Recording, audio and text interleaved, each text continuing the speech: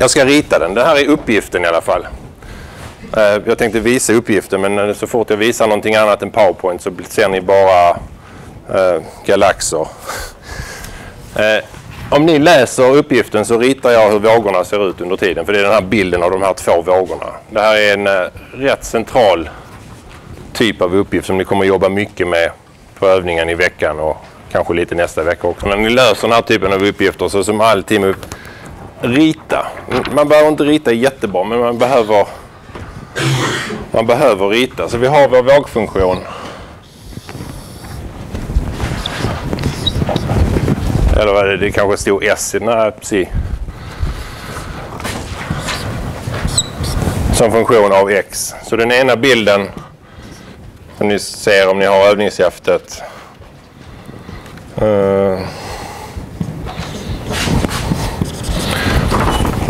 Vi har en X-axel i meter.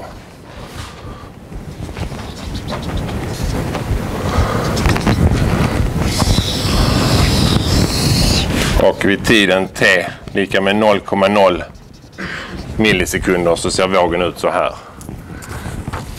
Den skär 2, 5 och 8. Den andra bilden är ju då istället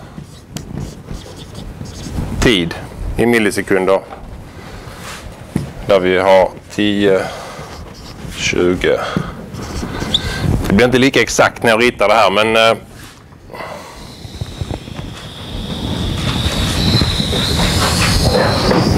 någonting sånt ser den andra vågen ut. Och enligt uppgift kan ju rita samma amplitud på det i alla fall. Och enligt uppgiften så är X lika med 5,0 meter. Så partikeln vid 5 meter rör sig på det här viset som funktion av tiden. Vid tiden 0 ser ett foto av vågen ut så här. Så här har vi egentligen all information vi behöver för att uttrycka det här som en vågfunktion. Vi vill plocka ut, utifrån de här två bilderna kan vi plocka ut vågfunktionen. Vi behöver lite till. Det fanns lite på X och Y-axlarna också.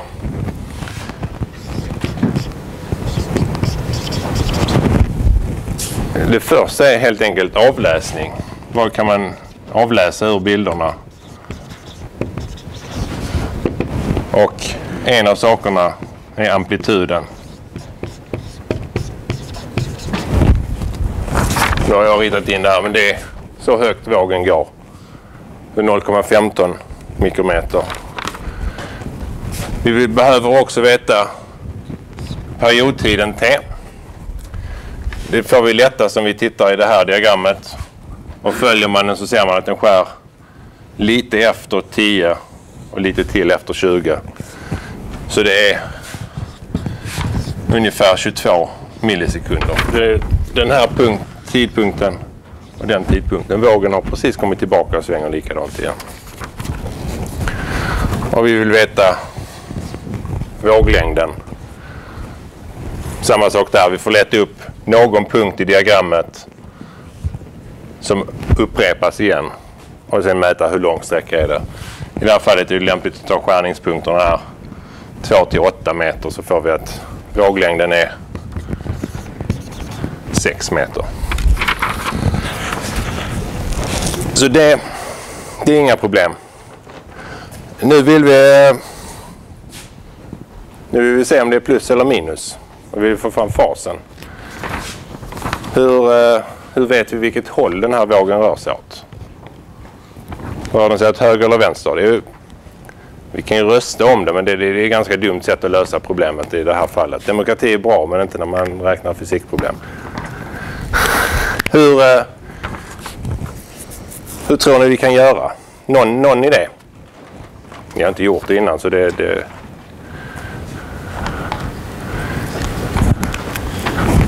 Om jag inte höger diagrammet så ska väl tiden större ska ju partikeln. Precis. Så då måste ni ju vågen bort här. Ja.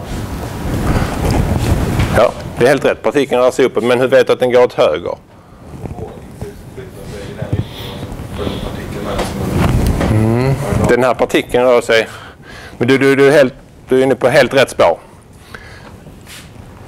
Dra ner det lite till att försöka hitta alla sådana här diagram.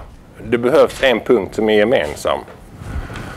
Den här är ju tagen för en viss lägeskoordinat. Den är tagen 5 meter. Den här fotot är taget för en viss tidpunkt. Så om vi hittar punkten som är t lika med 0, x lika med 5 meter i båda fallen. Det vill säga den här punkten, jag kan hitta en annan färg på pennan.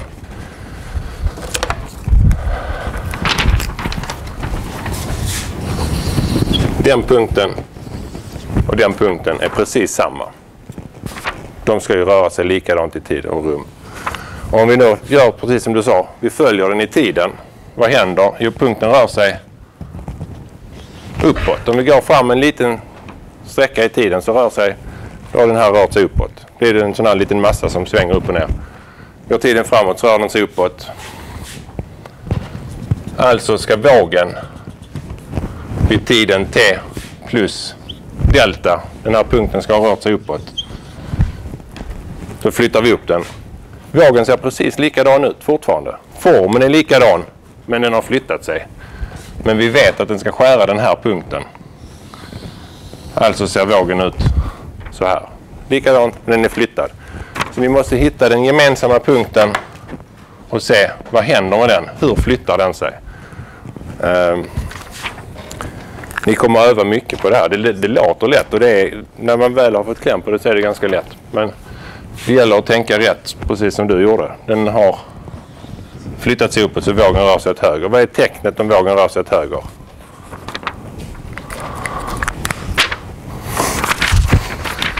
Minus.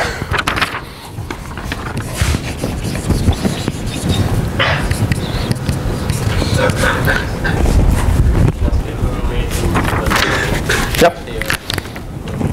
Jag gjorde både och. Tecknet byter inte, det är förhållandet mellan här. Så det fungerar. Har jag vänt. Men det är det här. Är vi fysiker eller är vi ingenjörer? Ska vi sen räkna ut fasen så brukar det enklaste sättet vara, nu har vi vet allting om vågfunktionen. Vi vet uttrycken, vi vet A, vi vet T, vi vet lambda, vi vet tecken. Det enklaste då är att ta, vad är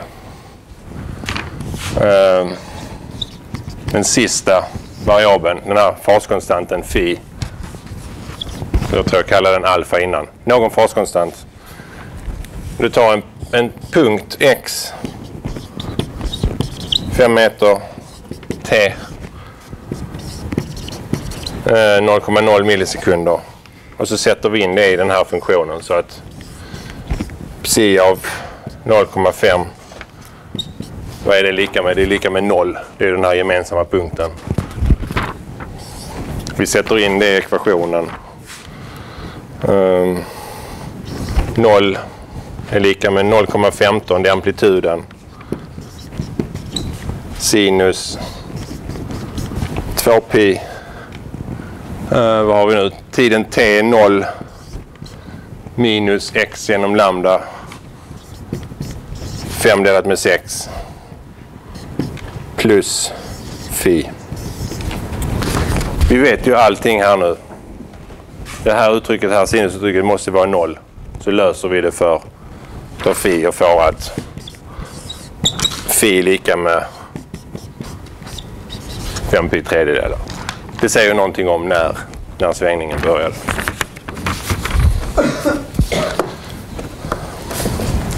Det är en B-uppgift också. Hann ni läsa den först? Vad är skillnaden här på utbredningshastighet och partikelhastighet? Jag har med den här för att jag vill att ni ska få en liten känsla för den här delen. Partikelhastigheten är ju hur fort varje liten partikel rör sig upp och ner. Hur fort var och en av er rör er upp och ner i stolen. Men utbredningshastigheten är ju själva vågen rör sig. Och det viktiga här är att de två är... Det finns en koppling, men de kan vara väldigt olika. Och i det här fallet, att räkna ut våghastigheten är det ju lätta. Det här är B-uppgiften nu. Vågens utbredningshastighet är ju... Den rör sig en våglängd på tiden, en periodtid. 273 meter per sekund. Så ljud i någon form av gas. Men det här är inte samma som partikelhastigheten. Partikelhastigheten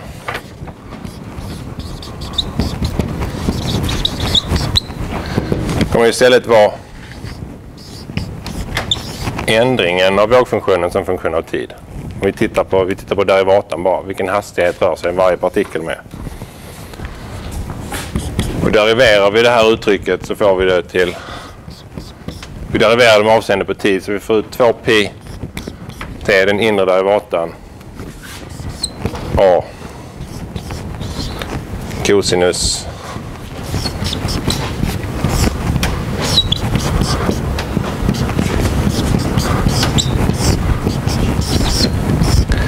jag skriver inte in alla värden nu för vad vi vill räkna ut är den maximala hastigheten. Och hur stort kan cosinus bli som mest? 1. Så hela det här uttrycket det blir aldrig större än max 1. Så om vi vill räkna ut den maximala partikelhastigheten så räcker det med... Jag vet inte om det är så stringent matematiskt men det här symboliserar att vi räknar ut maximala värdet. Det kommer att vara lika med 2pi delat med periodtiden. Multiplicerat med amplituden. Och det blir 43 mikrometer per sekund. Det viktiga i den här är att vi kan ha en våg som rör sig riktigt fort.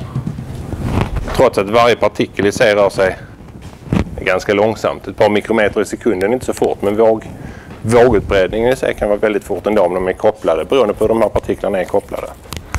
Om närliggande partiklar svänger väldigt lika så kommer de också röra sig fort.